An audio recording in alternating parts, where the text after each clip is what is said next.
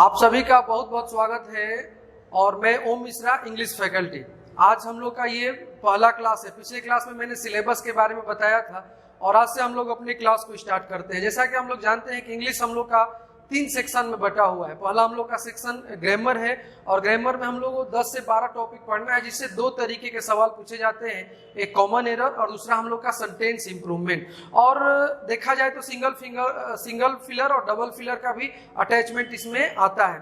दूसरा हम लोग का जो सेक्शन है वोकैब है, वोकैबुलरी है, वर्ड्स जिसको हम लोग बोल सकते हैं, तो उससे हम लोग के सवाल पूछे जाते हैं। वर्ड्स को याद करने के बेहद ही आसान तरीके हैं, मैं आपको बताऊंगा कैसे हम लोग वर्ड को एकदम आसानी से याद कर सकते हैं। और तीसरा हम लोग का जो है कंपोजिशन यानी कि लैंग्वेज सेक्टर, जिसमें हम लोग को क्लोज टेस्ट, कंप्रीहेंशन को हम लोग पैसेज भी बोल सकते हैं, उसके बाद रीअरेंजमेंट, ये सारे सवाल पूछे जाते हैं। तो आइए हम लोग ग्रामर सेक्शन से कुछ शुरुआत करते हैं और हम लोग तीनों सेक्शन को एक साथ लेके चलेंगे, लेकिन पहले तो कोई एक ही होगा ना। तो सबसे पहले हम लोग ग्रामर को पढ़ते हैं। तो ग्रामर में सबसे पहले हम लोग एक छोटे से टॉपिक आर्टिकल से शुरुआत करेंगे। आर्टिकल है ना, आर्टिकल्स जिसको हम लोग हिंदी में अभिपद बोलते हैं, आर्टिकल। तो आर्टिकल से हम लोग शुरुआत करते हैं ग्रामर में। सबसे पहला लेसन हम लोग आर्टिकल पढ़ेंगे और इससे हम लोग के 1 या 2 नंबर के सवाल पूछे जाते हैं। सवाल पूछने के 3 तरीके इसके मैक्सिमम हो सकते हैं, या तो ये कॉमन एरर के रूप में पूछा जा सकता है, या तो सेंटेंस इंप्रूवमेंट के रूप में पूछा जा सकता है, या फिर सिंगल फिलर या डबल फिलर के रूप में पूछा जा सकता है। लेकिन हम लोग का नॉलेज एक ही होगा और एक ही नॉलेज से हम लोग 3 तरीके के सवाल को बना सकते हैं। जैसे अगर आपके पास दूध है तो आप चाय भी बना सकते हैं, कॉफी भी बना सकते हैं, खीर भी बना सकते हैं, थोड़ा सा मेहनत करेंगे तो पेड़ा भी बना सकते हैं, लेकिन आपके पास दूध होना चाहिए। तो उसी तरीके से कंसेप्ट होना चाहिए किसी भी टॉपिक का। अगर आपके पास कंसेप्ट है तो कोई भी क्वेश्चन आप आसानी से बना सकते हैं, कोई आपको दिक्कत नहीं होगी। अभी तक हम लोग खास करके बिहार के जो बच्चे हैं उनको लगता है कि इंग्लिश हमारे लिए बहुत ही प्रॉब्लमेटिक जोन है, लेकिन ऐसा नहीं है, बिल्कुल आसान है। मैं सच बात बताऊं कि इंग्लिश में 26 लेटर्स होते हैं और हिंदी में 52 लेटर्स होते हैं, लेकिन हम लोगों को क्या लगता है 26 में 2 से गुणा करेंगे तो 52 होगा, 52 होगा। लेकिन इंग्लिश से सीधे दुगना साम्राज्य है किसका? हिंदी का। लेकिन हम लोग को हिंदी आसान लगता है। ये तो वही बात होगी ना कि दिल लगी दीवार से तो परी क्या चीज है ना। लेकिन इंग्लिश जब से हम लोग पढ़ेंगे और मेरे साथ पढ़ेंगे स्पेशली, तो आपको आसान लगने लगेगा। ये मैं आपको विश्वास दिला रहा हूं, मैं आपसे ये वादा नहीं कर रहा हूं, बल्कि मैं खुद से ये दावा कर रहा हूं। तो आइए हम लोग सबसे छोटे टॉपिक से शुरुआत करते हैं, आर्टिकल से। आप लोगों ने पढ़ा होगा, लेकिन अभी हम लोग इसको कॉमन एरर के लिए पढ़ेंगे, सेंटेंस इंप्रूवमेंट के लिए पढ़ेंगे और सिंगल फिलर डबल फिलर के लिए पढ़ेंगे। तो आर्टिकल जो है ये 2 तरीके का होता है ना। आर्टिकल जो है, आर्टिकल्स हमारे जो होते हैं 2 तरीके के होते हैं, ठीक है ना। पहला हम लोग का होता है डेफिनिट आर्टिकल और दूसरा हमारा होता है इनडेफिनिट आर्टिकल। आर्टिकल जो है वो 2 तरीके का होता है। पहला क्या होता है बाबू? डेफिनिट आर्टिकल, और दूसरा क्या होता है? Indefinite article. तो द को हम लोग बोलते हैं डेफिनिट आर्टिकल और ए और एन को हम लोग बोलते हैं इनडेफिनिट आर्टिकल, ठीक है ना। मैंने बोला कि articles is of 2 kinds, the first one definite and second one indefinite. और द हमारा जो होता है उसको डेफिनिट आर्टिकल बोलेंगे और ए और एन को क्या बोलेंगे हम लोग? इनडेफिनिट आर्टिकल, ठीक है। अब देखिए, ये बचपन में हम लोगों ने कई बार पढ़ा है, लेकिन हम लोग भूल जाते हैं। अभी आपसे मैं ये लिखता नहीं और मैं पूछता कि ए एन डेफिनिट होगा कि द डेफिनिट होगा, कि ए एन इनडेफिनिट होगा कि द इनडेफिनिट होगा, तो आपको एक छोटा सा वहां पे कंफ्यूजन होता है। लेकिन इस कंफ्यूजन को हम लोग दूर करेंगे और अभी हम लोग कोई भी चीज पढ़ेंगे तो ऐसे पढ़ेंगे कि वो लंबे समय तक के लिए, लंबे समय मतलब till examination, not till selection, मतलब सिलेक्शन तक आप याद रखें। बाद में आप नौकरी करके सब भूल भी जाएंगे तो काम चलेगा, लेकिन नौकरी लगने तक सब कुछ, ईच एंड एवरीथिंग आपको याद होना चाहिए। तो हम लोग उस कंसेप्ट से पढ़ेंगे कि लंबे समय तक हम लोग को याद रहे। तो अभी मैंने बताया कि डेफिनिट आर्टिकल क्या है? द, और इनडेफिनिट आर्टिकल क्या है? A N.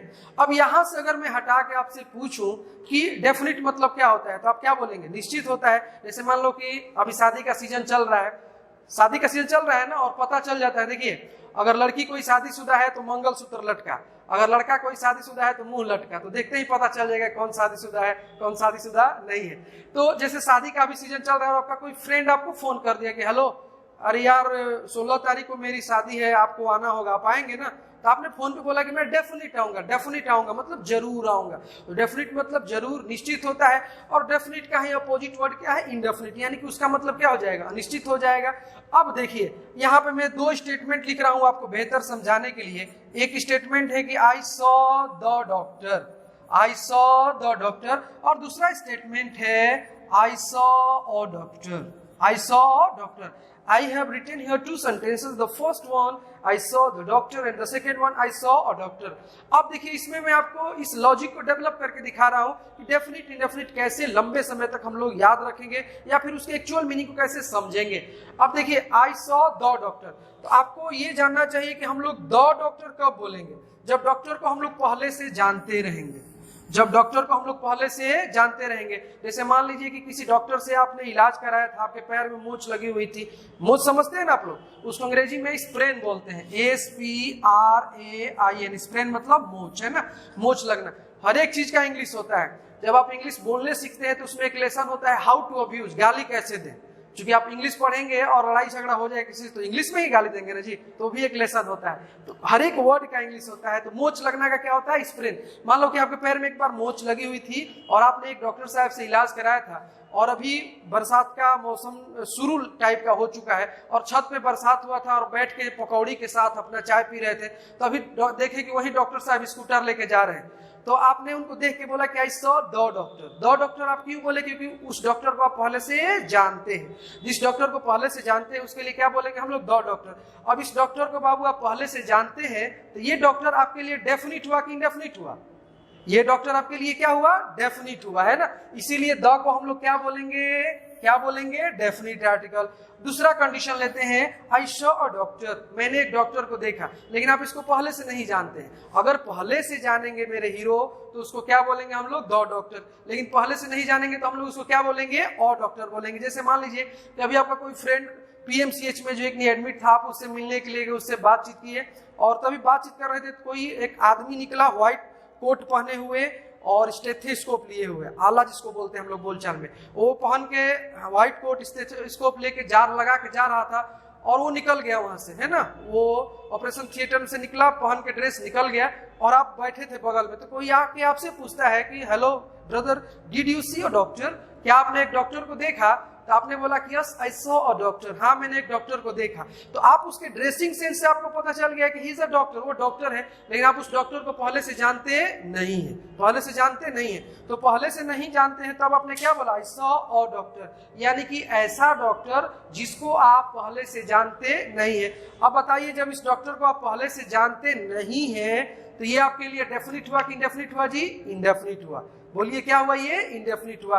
तो आज के बाद हमेशा हम लोग इस बात को याद रखेंगे कि द डेफिनिट है वो डेफिनिट आर्टिकल ऑब्जेक्ट को बतलाता है, लेकिन जो एक नहीं ए एन जो है वो हमारा इंडेफिनिट है, वो इंडेफिनिट ऑब्जेक्ट के बारे में, एग्जैक्टली पर्सन या थिंग के बारे में बतलाता है। बोलिए बात समझ में आ रही है हम लोग को? तो जब कभी भी आप भूलने लगे कि द डेफिनिट है कि एन डेफिनिट है, क्या है, तो द डॉक्टर वाला कंसेप्ट आपको याद रखना है। द डॉक्टर यानी कि ऐसा डॉक्टर जिसको पहले से आप जानते हैं, और अ डॉक्टर मतलब ऐसा डॉक्टर जिसको पहले से आप नहीं जानते हैं। तो एक भी आपको याद रहेगा तो दोनों याद हो जाएगा, क्योंकि दो ही है। जैसे मान लो कि मेरे पास 10 रुपया है और मैं आपको 7 रुपया ऐसे दिखा रहा हूं, और इसमें कुछ मैंने बंद कर लिया तो 3 रुपया होगा।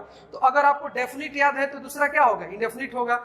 बात समझ में आ रही है? तो द डॉक्टर मतलब ऐसा डॉक्टर जिसको पहले से आप जानते हैं, इसलिए द हमारा डेफिनिट को बतला रहा है। द कौन सा आर्टिकल होगा? डेफिनिट होगा। और डॉक्टर मतलब इसको आप पहले से जानते नहीं है, इसलिए औजविक में हमारा क्या हो जाएगा? यहाँ पे इंडेफिनिट हो जाएगा। बोलिए बात समझ में आ रही है? डॉक्टर को नहीं पहचानेंगे तभी ना बोलेंगे कि आई सॉ अ डॉक्टर। देखिए कैसे हम लोग किसी को पहचान लेते हैं, ड्रेसिंग सेंस है ना। जैसे कि ट्रेन में जाएंगे, टीटी को हम लोग कैसे पहचान लेते हैं? उसके ड्रेसिंग सेंस से, काले कोट से। हम लोग कोर्ट में जाएंगे तो एडवोकेट को कैसे पहचान लेते हैं? पहचान लेते हैं ना। और ट्रेन में आप जाएंगे और टिकट नहीं लिए हैं अगर, तो टीटी को और जल्दी आप पहचान लेंगे, है ना? ऐसा करते हैं ना हम लोग। जैसे पुलिस को हम लोग रोड पे कैसे पहचान लेते हैं, वैसा यहाँ पे वो चेहरे पे पुलिस थोड़े लिखता है, उसके ड्रेसिंग सेंस से हम लोग पहचान लेते हैं। बोले बात समझ में आ रही है हम लोग को? तो किसी भी व्यक्ति या वस्तु के पहले द तभी लगाएंगे जो प्री डिस्कस्ड रहेगा, पहले उसको जानते रहेंगे। दैट्स क्लियर ना? तो द हमारा डेफिनिट हो गया, एन क्या हो गया? इंडेफिनिट हो गया। इसमें अब हम लोग को कोई शक नहीं होना चाहिए।